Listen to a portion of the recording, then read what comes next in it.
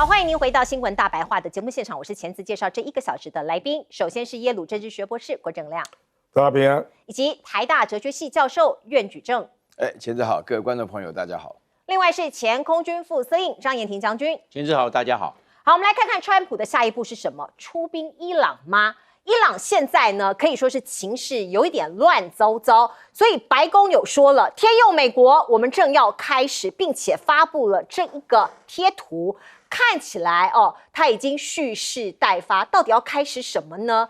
先来看看伊朗的状况说是呢有血腥镇压并且我们看到1月13号，川普即将要讨论如何干预这个选项有好几种，可是不派地面部队说是川普近日听取了有关不同干预计划的简报，在权衡一系列可能的军事选项。可是呢，能够打击伊朗又不包括地面部队，那这些选项大家可能可以算一算。我们再来看看，包括以色列它当然在中东是一个非常重要的角色。美国跟以色列为了伊朗的问题不断的热线。路透社的报道说，可能以色列会介入哟，以色列也提高了警戒。而另外，我们再来看看，包括 X 平台这个 Twitter 过去叫 Twitter， 现在叫做 X， 现在把这个伊朗国旗的符号改成旧的，这个 logo 不一样大家看一下革命前伊斯兰革命前是狮子太阳旗，那现在这个原来这个本来他们国旗的图样被 delete 掉了。所以呢，哈米尼直接将账号国旗符号给删掉，我就不让它秀出来。所以你可以看到呢，是全方位、方方面面的西方跟伊朗在那边做一个角力那伊朗也强硬的反击，包括今天伊朗的国营电视台都发出了这一幕的画面全国游行是号召，那理由呢是替烈士哀悼3天，抵抗美国跟以色列的侵略他特别把一些这个过去安全部队在冲突中死亡的这些称为烈士那大家的游行，大家的封冕。那另外我们看到伊朗的总统就说会把这场动乱定调为抵抗美国跟以色列的侵略的战役所以号召在明天走上街头参与全国的游行。美国去死，像这样子的一个口号也响彻云霄。伊朗的议长就警告川普说，可能先袭击你美军在中东的基地。你把伊朗当作塑胶吗？你在中东这么多的美军基地，我就把你给先袭击先用合法的袭击，因为如果你要攻击我的话，我们看到在美国那当地也有很多地方有示威，包括伊朗相关的示威。刚好我们就可以看到洛杉矶在联邦大楼我们看到有一场示威，可是就有一个来路不明的大货车它是租赁车，你看到群众在尖叫了，突然就冲进示威群众，让原本平静的集会瞬间陷入混乱你看到这个大货车非常猛烈的这样撞击目前伤亡人数还不确定。当然像这样的动荡我们都不希望看到，可是川普引起的千堆雪还不只是伊朗的事情，格陵兰他念兹在兹的一个要夺取的目标，我们看到他用一个非常轻蔑的说法说你这个格陵兰防卫只靠狗拉雪橇，还是要靠我们美国人进来听听看他怎么说的。In Greenland, basically, their defense is 2 dog sleds. Do you know that? We don't take Greenland, Russia or China will, and I'm not letting that happen. Sure, I'd love to make a deal with them. It's easier. But one way or the other, we're going to have Greenland.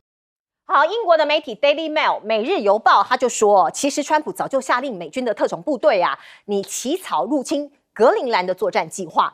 这个事情让美军的高层很害怕他们为了要阻止这个总统对北约动武，因为格陵兰也算是北约嘛，所以这些将领们试图用伊朗还有俄船因为你知道这俄罗斯有很多海上的船嘛，在这个拿委内瑞拉的影子船舰来转移川普的注意力，所以川普被形容成一个5岁的小男生因为很爱吃糖，那爸爸妈妈拿出玩具来阻止或者是转移他的注意力。可是现在格陵兰，因为他现在变川普的这个眼中的一个肥肉了嘛，岛上说是正发生恐慌性的抢购，有很多超市大家在囤水啊，抢购罐头呀、面粉啊，这些，因为他们担心下一步可能会发生什么样他们不可知、不可预测的状况。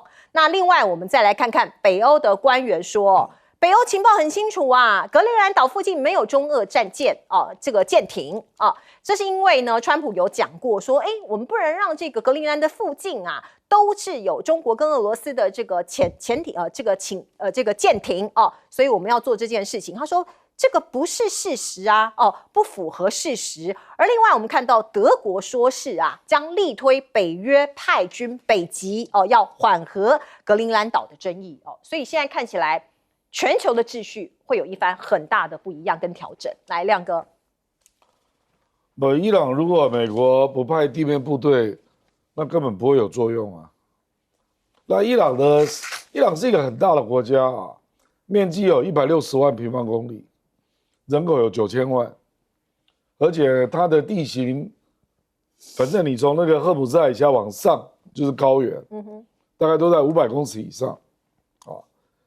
那地面部队要有效，至少要派5万人以上，这绝无可能嘛。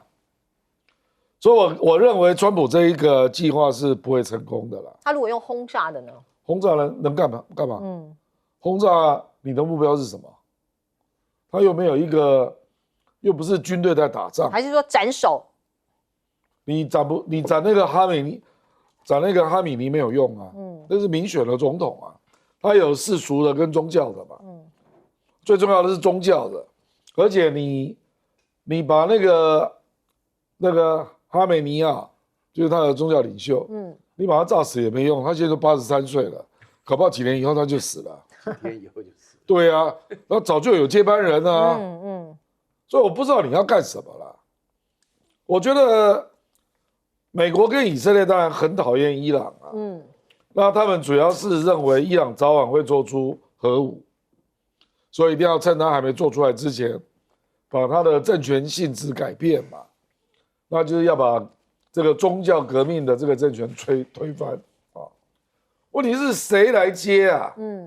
你那个巴勒维一点正当性都没有啊，美国也不敢说他支持巴勒维复辟啊。那有一些群众上街。拿着巴勒维的照片，那根本就是自取其辱，根本不会有人支持你。其实群众在抗议，是在抗议经济不好，那政府做了很差，那这个就让改选来处理啊。因为伊朗是有选举的，哈米尼是选上的所以你到底要不满，你要做什么吧？你要政府下台，不就内阁改组啊？反对党在哪里啊？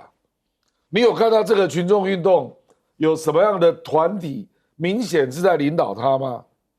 没有。我跟你讲，这个就是他的问题。基本上就是乌合之众啊。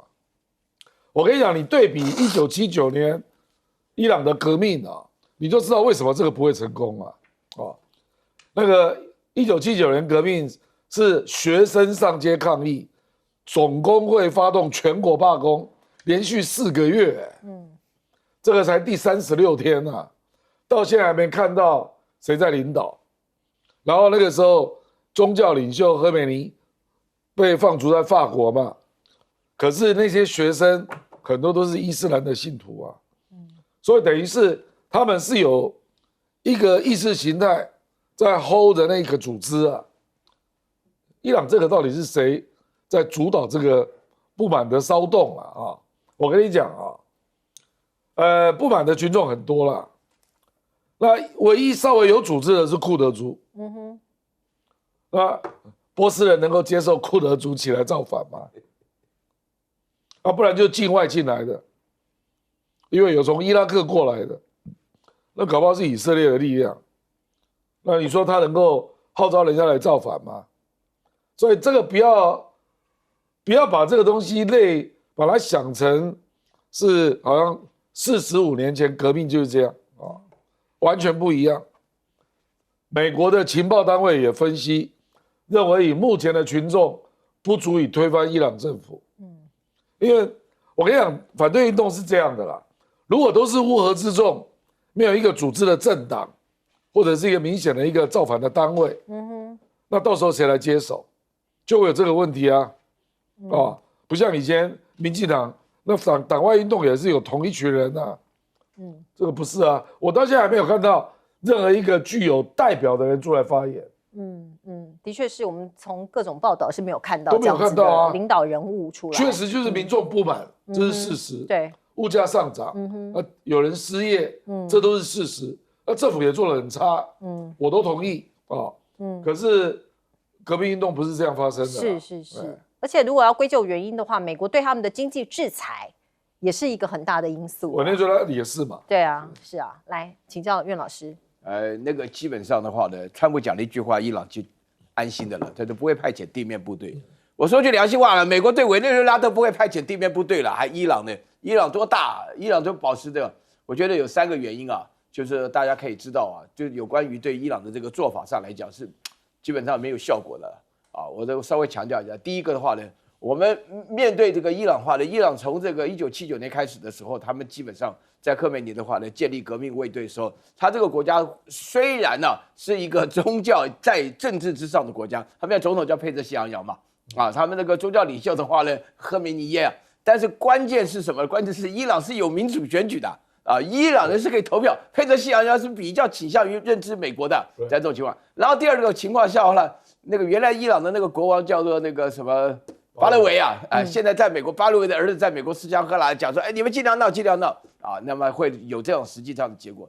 然后第3点，我觉得川普的策略搞错，川普因为被那个委内瑞拉的这个偷袭成功冲昏了头啊，其实川普真正该做的事情是讲完全不一样话，他应该再搞颜色革命再来久一点啊，那弄清楚啊，因为实际上现在伊朗的话呢，面对3种选择，第一个是革命卫队的话呢，能够把目前为止的骚乱压住。那佩特西昂要出来就又经济上有没有解决办法？这是维持原状。那第2种的话呢，就是变成了那个像那个叙利亚一样分开。叙利亚分开的话呢，现在闹得比较凶的就是库德族人要借这个机会要分裂啊，那搞成像叙利亚的样子。但是的话呢，那一下子的话呢，如果说是库德族出来的话呢，又打成民族战争了。那伊朗的话呢，大家知道2伊战争之后，伊朗就这个人海战术的，他这个什叶派的教徒啊，的命都不要了。那第3点的话呢，美国是希望伊朗变成像利比亚那样子啊，分着好几个派打来打去的。但是这里头的话呢，目前为止完全看不出来。所以在这种情况下的话呢，但是我可以知道，美国目前为止的做法，其实与其说是直接对伊朗怎么样，还不如说是讲给以色列听的了。要让以色列感觉到说，我们现在是有做法的，因为以色列是非常害怕伊朗假借这种表面上乱七八糟的事情，在底下继续发展它的核武器了。那至于话呢，现在要讲一讲格陵兰了。这格陵兰在念的时候，我就听到这个消息啊，我都觉得非常好笑。我只要讲到说，这里面啊，当中那个 Daily Mail 里面出现一个最好笑的消息，就是说，那个川普要他们的军官来准备进攻格陵兰的时候啊，格陵兰211万平方公里，只有5.6万人，你进去以后，你要派多少人进去啊？你不能乱炸，炸也没用啊，对不对？不知道。然后呢，我觉得最好笑的是那个将军的话呢，拒绝帮川普起草要怎么样进攻格陵兰，然后告诉他说有别的军事计划很重要。至于是哪种计划，然后底下的评论我觉得非常好笑，就像是在吼一个5岁的小孩啊，就是说这个小糖不值得你去费心，我们给你一个更大的一个棉花糖，你就把一下脸蒙住啊。然后川普居然也接受了啊，所以我觉得格陵兰这边的问题的话，大家要抱着一种看川普耍把戏的心情来看。我觉得这3件事情，委内瑞拉不是那么简单啊，就抢家有没有那么简单？伊朗这个事情本来就已经很复杂，因为伊朗人基本上46年来都是不要命的嘛。然后第3点的话呢，格陵兰的问题的话，不过这3件事情对大陆都好，这3件事情对大陆其实都非常好，所以我觉得真的是天佑中华。你花钱来选，叫美国选出川普这样的人还不容易。好，来将军，我认为这个川普要对伊朗动手啊，箭在弦上。箭在弦上，我认为是时机，要等待这个川普来下达指导。然后我们可以看几个征候，第一个，那个美国的这个相关的这个战略部署已经往前调整了，习武威的战略运输机，西妖拐的空中霸王也往前住了，还有它的空中加油机 KC-135也向中东地区前进了。航空母舰也前进了，迪亚哥夏西亚的在印度洋的前进基地，美军也进驻了。那这些动作，难道美军就白做吗？我问他是有准备的啊，都已经前进部署，那就要去准备要动手。第二个陈侯，那个川普已经听了美国联合参谋本部已经听了2次简报了，就是要动手，要怎么动，多大的兵力，有多大的风险，可能要有多大的代价，那川普都知道了。就等着川普去下达动武的决心。我认为他这个外科手术式的这方面的斩首行动，我认为川普要实施的可能性非常的高，不然他这些相关的军事的动作就是所谓维和，那就是要做这件事。那为什么要这样子呢？我认为在去年2025年6月23号，美国派的7架 B-2 幽灵轰炸机对这伊朗的核设施去做轰炸，并没有完全破坏，可能还有一些残存的装备。那利用这一次啊，也一并把它扫除。因为不管是美国也好，或者是美国在中东的代理人以色列也好，都绝不允许伊朗有核武。那它现在的核设施呢，对浓缩铀的提炼呢，它的纯度已经到达一定的标准了，距离要去制造核武，那只是一步之遥。那今年是刚好2026年开始，而且伊朗又陷入动乱，那是不是里应外合，又有出兵的正当性它要具备？因为什么？因为伊朗革命卫队对这些示威抗议游行的群众，已经按照以色列的这个情报机构摩萨德的回报，已经死亡超过1000人了，那拘捕了好几千人呢。那这样的话，美国是不是认为这个时候来动手，趁伊朗在动荡的时候来动手，可能事半功倍？所以我都认为是个实际的问题。然后现在，美国总统川普又向这个伊隆马斯克希望启动他的星链计划。星链计划，他把整个中东的这方面网络涵盖。那这网络一涵盖，整个资通键完全就是整个畅通啊。那所谓维和，我认为这一方面也对于伊隆马斯克有所信念的支持，那就是要在这个地方整个的直管通勤要做一个全覆盖。我认为他在这一方面，川普是已经准备好了，只等着他来下达行动的决心以及他的时机。好，川普的帝国主义野心，我们看到他一步一步似乎在朝自己的方向走，包括他自己封自己是委内瑞拉的大总统，怎么会这样子呢？我们看到他发布了一张截图哦，他后置把自己的维基百科的这个头像截下来，然后自己改哦，把他的头衔标注为委内瑞拉代理总统，而且任期显示是2026年1月开始。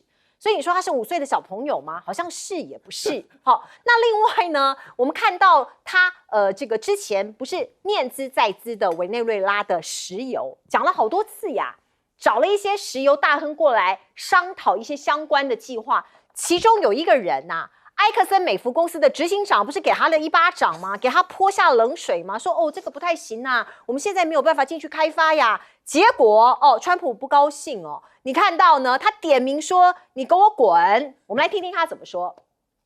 Have any oil companies made commitments to the United States after your meeting on Friday, sir? Which have Exxon, Qidalgo? No, I don't want to say. No, I didn't like Exxon's response. We have so many that want it. I'd probably be inclined to keep Exxon out.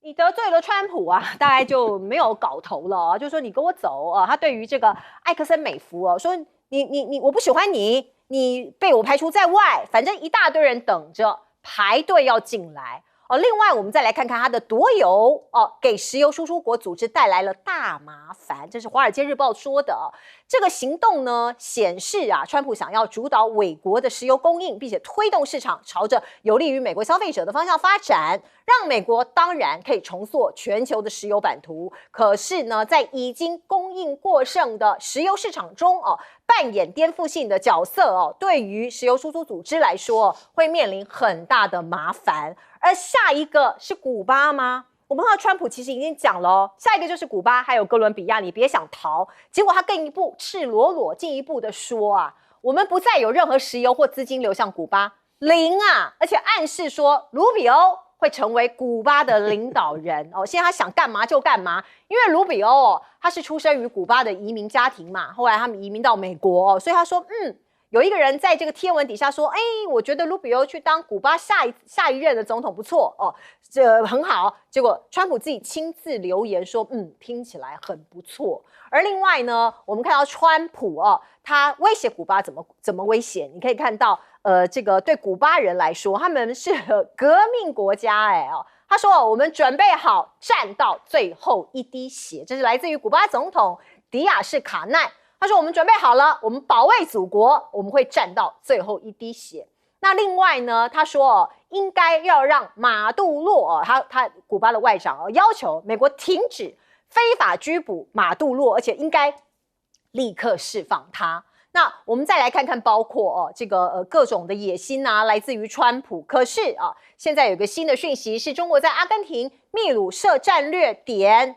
这个是真的吗？路透社说，川普借着伪国的行动警告北京我们看到这个川普自己说，他说美国不要中俄现踪在拉美，拉美是我的后花园呢，你中国俄罗斯不要来，你们不可以在那里。中国要买油，可以跟在伪国的美国石油公司买，或者你直接跟我美国买就要做山大王的意思咯。阿根廷的总统米雷伊他已经宣布了，他说中国是我们非常重要的贸易伙伴，并且计划自己在2026年访问中国。而这个8年来第一位家国的领袖访中这是最新消息，也是卡尼将在13号起展开对中国大陆的国事访问。这也是过去我们知道加拿大跟中国大陆的关系其实不太好8年来第一次有加拿大的领导人造访中国。而易普所最新的民调也显示，有超过一半的加拿大人表示支持跟中国大陆展开更多的经贸关系。来请教亮哥。川普对于细节都不了解了，每天在那边鬼吹牛到最后搞不好什么都做不出来。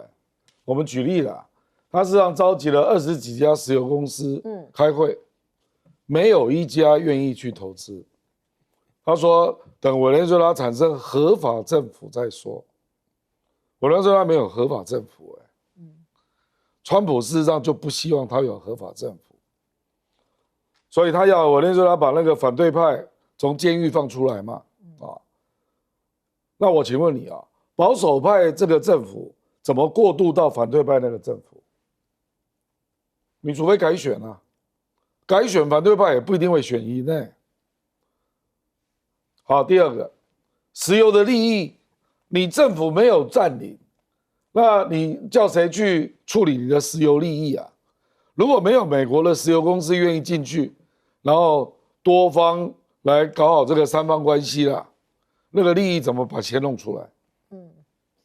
然后第三，我那时候那个是重油投资大概要50-60亿以上，搞不好要上100亿美金所以为什么那些公司不愿意进去？请问我到那边被开黑枪，谁要保护我？谁要保护我？我那时候他治安有多差，你知不知道？然后第二个，我那个投资下去，起码2-3年才会增产嘛。那这个产权保护啦，还有我整个投资，他也要跟保险公司签约吧？谁来保证？根本就乱搞一通我跟你讲。你都没有派任何一个官员去委内瑞拉，那你就要笃定说委内瑞拉的政府会配合你。你去看委内瑞拉在干什么？这个副总统代理总统之后，第一个命令就是要抓美奸他现在已经抓到一个总统府的侍卫长，搞不好还有别人你不是搞定了，怎么再抓美奸呢？你不觉得这个逻辑有点怪吗？然后第二，委内瑞拉现在有一堆人在示威抗议，要求把马杜罗弄回来，表示美国根本就没有搞定委内瑞拉嘛，不然怎么会这样？而且坦白说委内瑞拉的军方也是跟石油利益勾结在一起的谁跟他谈分配利益那如果你没有跟他利益谈好，美国哪一家石油公司敢去因为我坦白说他要给你穿小鞋太容易了啦。搞不好你走在街上就被黑枪打到。委内瑞拉就是这样的国家，你知道吗？那个严正生老师啊，他有一个同学在加拿大，然后加拿大派他到委内瑞拉上班呐、每天都2个保镖在他身边，那个是10几年前的事啊，10几年前，现在更乱，谁敢去啊？就跟当年伊拉克一样嘛，伊拉克你把那个萨达姆胡塞干掉之后，那个秩序谁来维持？所以后来美国国务院派了一个总督去，后来驻军驻军被迫留在现场20年，美国在伊拉克搞了20年啊，总共花了2兆美元，因为到处都在内战啊。你以为委内瑞拉就这样就搞定了？把马杜罗弄走就搞定了？对啊，怎么有人天真到这样呢？我跟你讲，他如果这样搞，那古巴也是一样。古巴你给人家的诉求是什么？你取消一党专政，那我古巴怎么取消？取消我就下台了。你不可以亲中国跟俄罗斯，那怎么弄啊？哦，你不可以派人在委内瑞拉里面拿到石油利益，我古巴要撤回我的人员啊，这都天方夜谭的诉求啊。古巴怎么弄？大概只能够说，我以前没收美国公司的利益，你部分要还给人家，这个做得到了。其他我觉得就没有一点做得到的啊。那你以为可以把人家石油堵死啊？那他不能从别的国家进口啊？我觉得就是完全不了解细节，每天在那边瞎吹牛啊。我觉得伊朗也一样，炸完了又怎样？你一样没有办法让政权下台啊。你怎么不只是对核武基地再炸一炸，啊，就这样了事啊？就是这样的一个人嘛。对，这个世界看起来真的是越来越混乱了，老师。我跟你讲啊，这个川普这个人呢，他真的是他又笨又坏，但是究竟是笨多一点还是坏多一点？我觉得他真的是笨多一点啊。我现在讲啊，他自己封自己是当委内瑞拉的过渡总统啊，现在就已经2022年1月，对不对？对啊，一点屁用都没有。我说句良心话，首先第一点呢，大家都知道，美国根本不缺油，美国是全世界最大的石油输出国，美国在乎的是页岩油的成本。美国就是说，你提供油的时候不能太多，太多只要超过50块美金，美国就赔钱了啊。所以说这个是第一点，所以说大家底下都捏把汗啊。那个整个来讲的话，就这里面讲了很多消息，就是川普这个5岁的小孩一乱搞，美国的石油业要垮很惨啊。然后第二点那个埃克森美孚的老板呢，他们那个想法非常简单。啊，因为我也是听到严正生讲说他的那个朋友啊，来还补一点呢，就每天的路线都不一样啊，生怕走同一个路线会被绑架回不来了啊。原来10几年前就这个样子，那你在这种情况下，没有人愿意敢去啊，真的是没有人敢去，因为什么呢？当地的治安非常乱。你知道吗？原来马杜罗在的时候，就算他是个军阀，还维持了起码的秩序啊。那现在这个都没了，那大家是什么小帮派都出来了啊，每个人都带着枪乱来。那这样子的话呢，那美国哪里有一个人跑来敢去挖石油？然后第三点的话呢，委内瑞拉的油叫垃圾油，非常酸啊，含硫量非常高了。原来它的提炼的过程当中，大陆肯买的原因就是想要在拉丁美洲4个开口而已了，其他那个讲起来的话，号称藏量很多。那我不晓得川普本身知不知道这种情况。啊，那么想到说这油，想到油就想到钱，想到这个油，好像认为这个油是免费来的，要提炼要开采，而且还要不要影响到美国的市场，他都没有想过这些。然后现在的话呢，又搞，我们本来都会觉得说川普自己当总统不过瘾，要卢比奥去当总统，卢比奥这个官大得不得了啊！大家都知道，美国的政治传统向来就是像布林肯跟沙利文，一个做国务卿，一个做国安顾问，他们彼此之间是相互牵制。现在统统是卢比奥，再加上 USA 的3块5毫都他一个人，现在第4个要来了，变成古巴总统，自己还觉得 sounds good 啊，这种情况搞起来，那古巴是什么情况啊？古巴都会觉得说自己啊还被入侵。卢比奥说句良心话，妈妈带着他就是难民。啊，这个跑来到今天有今天这个成就很了不起，但是他自己也没有想到会变成这种结果，所以我是觉得这个政治啊，等一下他看那个消息啊，阿根廷的那个米兰原来是最不稳定的人了啊，跟川普一样，也是又笨又坏，但是现在突然学乖了，就发觉他还没有那么笨，没有那么坏，他就发觉赶快到中国来是对的。阿根廷到中国来干什么？就是要币值稳定嘛，要人民币比较稳定，他就得到好处。现在阿根廷的经济发展很进步啊。对不对啊？米兰本身原来拿着电锯到处乱砍，现在发挥有一点作用啊。那个Mark Carney 加拿大这个的话呢，也是没得选啊。加拿大没少了，从马克上台以后，没有少说中国的坏话。那现在为什么愿意来了呢？其实道理非常简单啊，美国不能够信赖了。美国现在的做法是完完全全按照世界秩序的破坏为乐啊。那所以说，《纽约时报》2天前在问他说：“你这到底有没有什么限制？”他说：“有，这个限制就是我的个人的道德啊。”就说句良心话，我在这边要讲一点我们本业的话哈。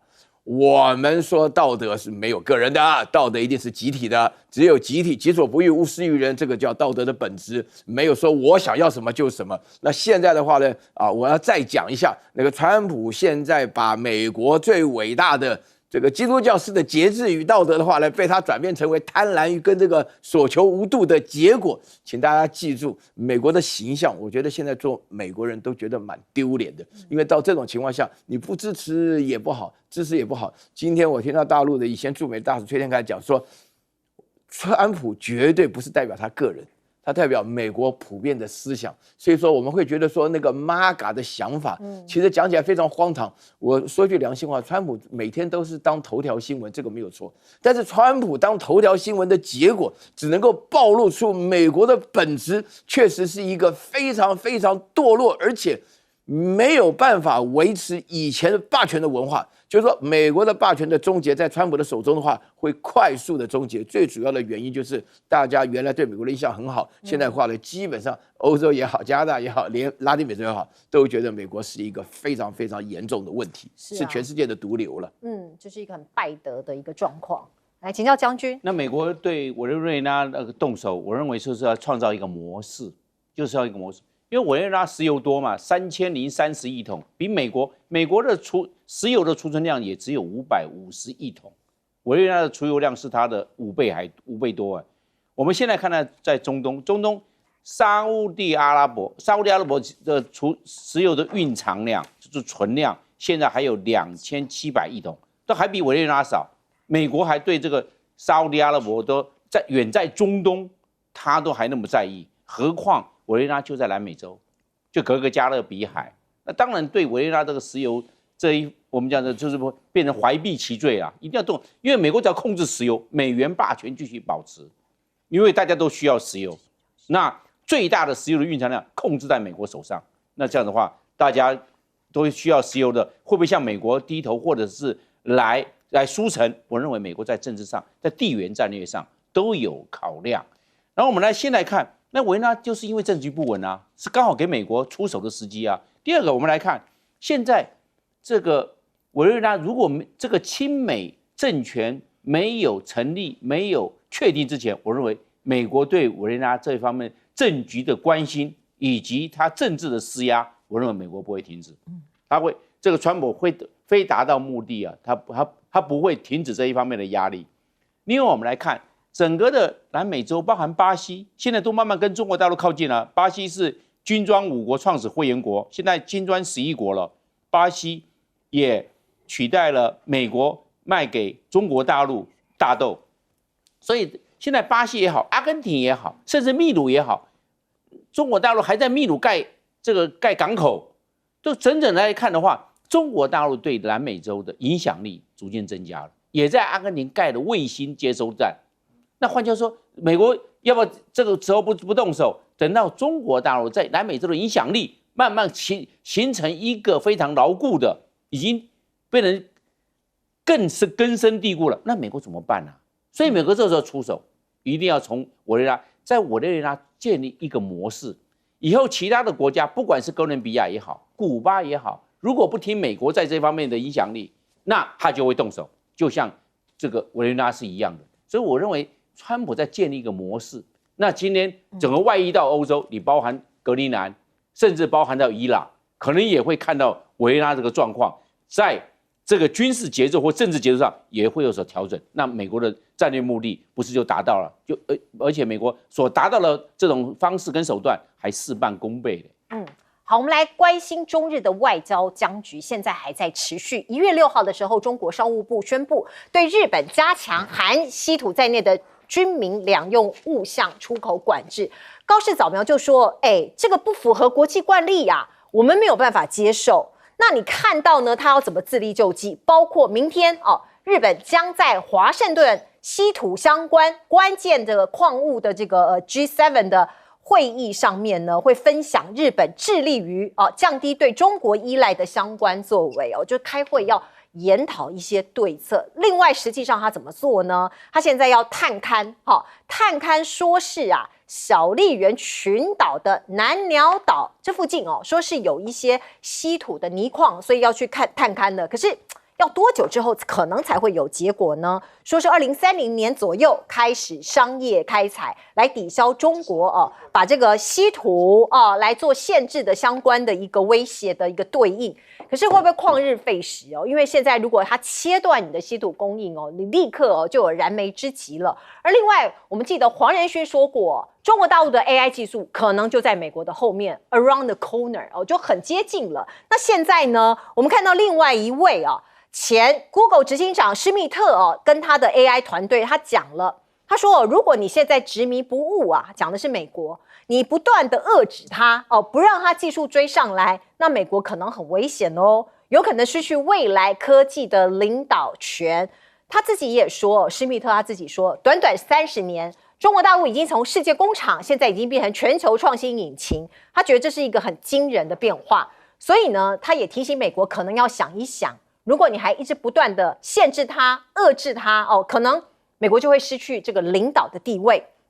那另外我们来看看习近平要做什么，因为现在呢，美中不断在竞争嘛，竞争合作中间，他期待更多美国的青少年加入到中美友好的事业中来某种程度是说既期待于美国民众他讲的是什么？因为美国的佛罗里达有3所大学现在有组成一个叫做青少年教育交流团，那现在到中国去访问所以他也把这个希望寄托在人民未来的青年他希望可以多多的交流。另外我们说到 AI， 他现在中国也把 AI 的技术放在他们的军事产品军事应用上面，包括你看到歼20，它已经首飞15周年了。所以 CCTV 中国大陆的央视他做了一个纪念专题并且他曝光了一些做法包括雷达呀、发动机呀跟 AI 的全面升级。还有另外这个也是很酷的这也是 CCTV 他们做的一系列的专题报道。他们介绍什么？南天门计划说是有10万吨级的这个空天母舰软鸟这个像是一个科幻电影的一个场景，它最大的起飞重量达到12万吨，可以搭载88架的玄女无人机所以你看到像这样子的一个计划呢，军事专家就说这个计划是面向未来的前瞻性的创新构想现在可能还在构想阶段，可是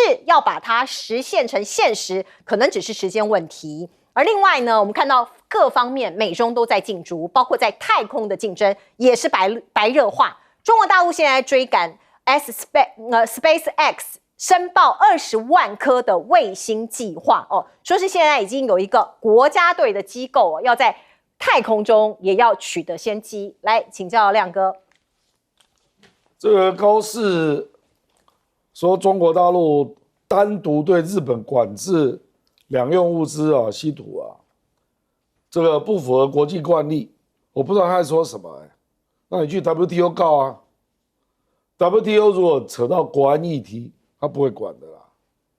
那中国大陆一定可以说一堆说你要介入台湾等等那美国呢？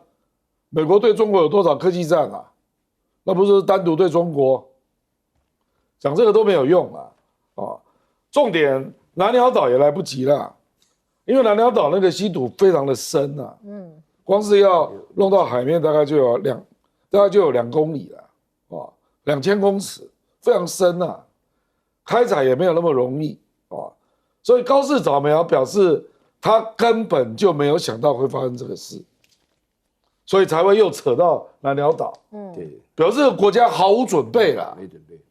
他从2011年一路稀土希望能够逐渐本土化，搞了半天，现在自给自足只有40%，怎么办？其实基本上没救了，也就是军工产业你就不用发展了。那其实美国会很高兴美国很高兴非看到买，他做不出来那只好买美国的所以中国等于是帮了美国我跟你讲啊，中国大陆事实上对军工产业对日本做限制，高兴的是他最亲密的2个国家，一个是美国啦，还有一个是韩国。韩国军工产业也做得不错啊，你要不要来买啊？日本人大概想到要买韩国，他就快昏倒了。我跟你讲，那个波兰的 K2 坦克就买韩国的人家做得不错啊。我觉得基本上没有解啦，而且只针对军工产业来制裁吗？恐怕不一定哦，因为中国大陆的项目，它那个列表还没有完全列好。军民两用，他说有1000多项。我跟你讲，这个如果真的搞起来啊，日本估计啦，一年要损失2.6兆日币，那它的 GDP 会下降0.43%。我跟你讲，影响是很大的啦，当然我们讲的是抵制1整年啦，我觉得中国大陆为什么会突然用这个杀招啊？因为他知道高市早苗想要解散众议院，那就日本的老百姓好好想一想吧。那高市早苗现在民调非常高对，78%，对我看到的78那目前确实如此啦，民粹嘛，反中嘛，那你只能够引入金团联的论调，让日本老百姓好好想一想你支持高市早苗，那难道这样会比较好吗？我觉得就是，可是这个还没有结束啦，我觉得还会再加码，我觉得中国大陆已经不是针对高市早苗了啦，是针对日本的右翼了。反正就是只要未来右翼，你都不要给我讲那句话，就台湾有事，日本有事不然你就面对这样的结果所以基本上已经没有退路了就是杠上了啦。那至于这个美国是不是要遏制中国，我觉得川普最近包括对那个 H200，他不是放了吗？对。那最近无人机又放了。对，我也觉得很惊讶，是因为要跟习近平见面的关系。当然就是美国内部也有不同的声音啦。就是你进这个对你有好处吗？美国的无人机成本可能要增加3到5倍是。这个军方可能很多人都反对所以他从善如流也做了一些松绑的动作。我们先进一下广告。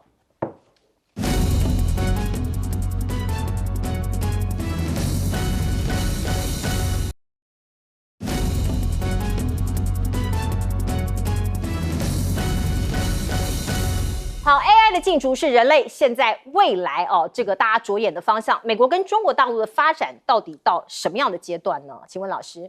我觉得这个 Eric Smith 在这个大西洋的里面的这个报道的话呢，它里面会强调了非常多的内容，大家非常值得去看。其中他最重要的观念是在呼应这个黄仁勋那个讲法。黄仁勋会提到，就是说是大陆目前这个 AI 的科技的发展那个跟那个。美国的话呢有差距，他不敢讲没差距，他讲没差距他完蛋了有差距，但他叫 nanoseconds nanosecond 就是1秒钟要分成100万份就是说你可以了解到，就是说这里面差距非常近。那么今天原来的话呢，我们在准备的时候呢，大陆有很多的 AI 的公司，像这个像这个西宇就是 Minimax 什么的他们基本上的话。这个 AI 又很不一样，在香港上市，因为他们是获利的公司，这个是非常不一样的那慢慢发展过程。所以说 Alex Schmidt 的话呢，他里面讲的观点，他有个最重要一句话，就是说美国对于大陆科技发展的打压，不但没有效果，反而逼着大陆从世界工厂变成全球创新引擎。那么这个全球的话呢，就是美国不一定必然是属于这个全球，美国可能是自己会强调自己的独霸，但是人家可能不需要美国。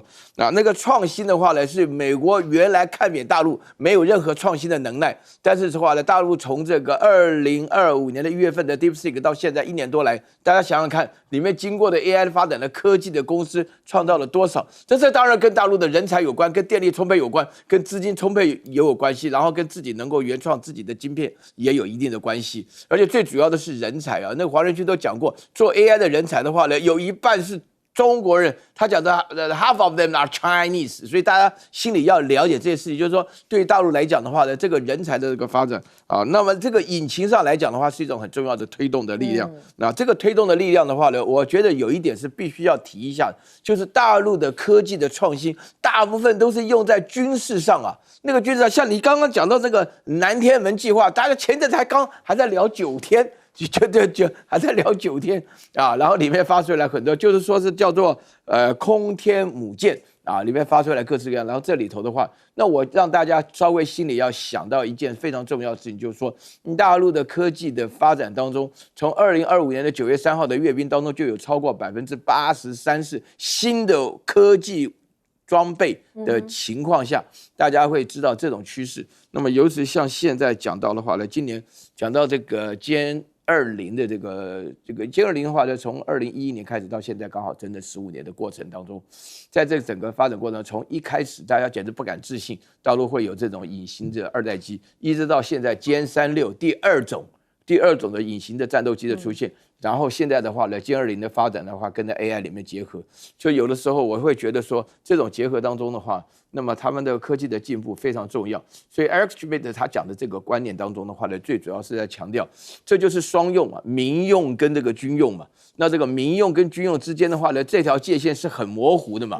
那么从这个角度，从高市早苗的反应当中，绝不可接受。我看完这个消息都有点想笑，人家就是要你死，你怎么还不接受呢？对不对？你还看不明白吗？我跟你讲啊，大陆本身来讲的主要的目的就是要能够让日本的这种右派的想法非武装化，你想要发展什么武器都不可能啊，就一直就限制，所以这个会持续很久一段时间。好，我们先进一下广告。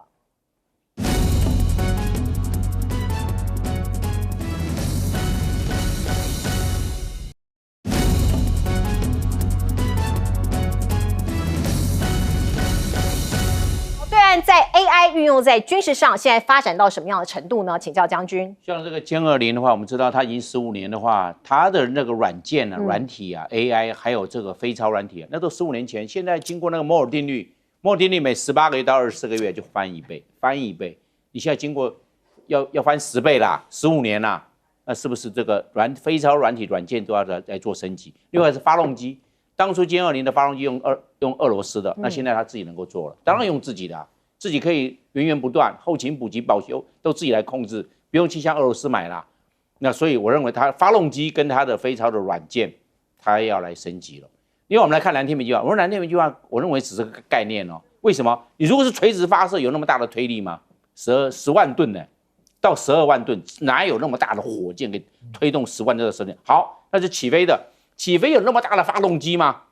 能够推10万公吨哦，不是10公吨哦，10万。是要把这个整个航空母舰抬起来啊！你就有这个发动机，你要载多少的油量？对不对？你看它的整个翅膀是600公尺，哪那么大的跑道啊？是。还有一个，你10万公吨的轮子都把所有的跑道都压线，你没有到哪里就压线了。你这个可能钢筋混凝土最少要3公尺了，太重了，太重了。你走哪里，那轮子到哪里都压掉10万公吨在这个要起飞阶段了，然后怎么去加速？要载多少的油？这都是很大的问题。最重要的，怎么落地？总要落地吧？还是说不要了？你一定要落地，要不然的话成本太高。你怎么落地？怎么落？那个下来的时候可不得了啊！速度一定很大，而且你要知道一盏打起来的话，整个都是600公尺哎，落在海里呢？没有，怎么落在海里？那就报销了，那就不符成本啊。所以我认为蓝